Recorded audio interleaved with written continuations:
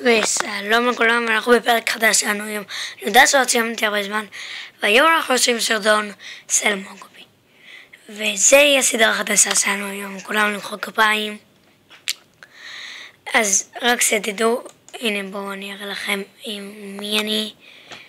אם אתם רוצים, אם אתם רואים אותי במוגובי, אז פשוט אתם יכולים לדבר איתי.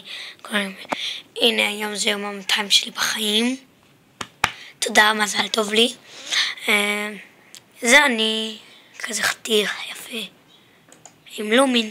לומין זה חיה חדשה שלנו, והיום זה יהיה פרק על לומינים.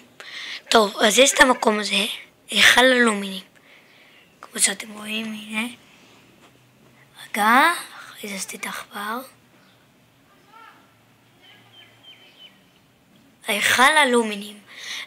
אם נכנסים לשם אז תסתכלו במפה,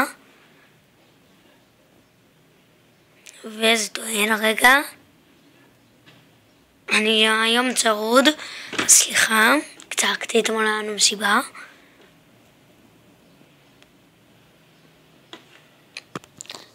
רגע נחכה קצת,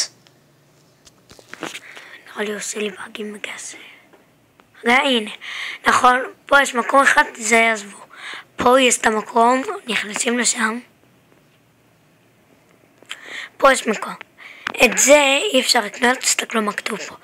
לומינים צהובים נדירים ביותר, ועדיין לא ניתנים לגידול רגיל. ניתן לקבל לומינים מסוג זה ללא תהליך גידול, בעת תצטרפו לתושבי מוגובי.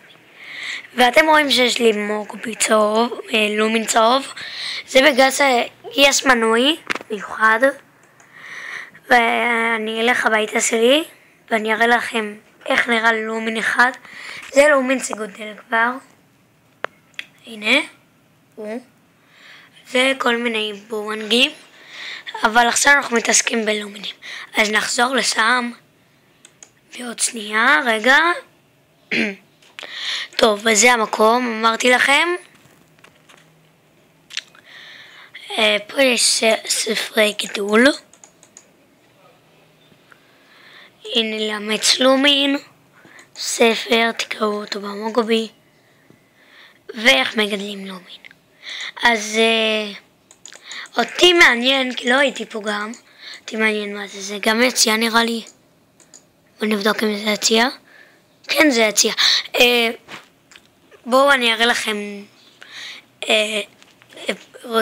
זה נראה לי סוף יהיה הפרק שלנו. אני יודע שהוא קצר, אבל נתרגל, יהיה די פרק מרוקי.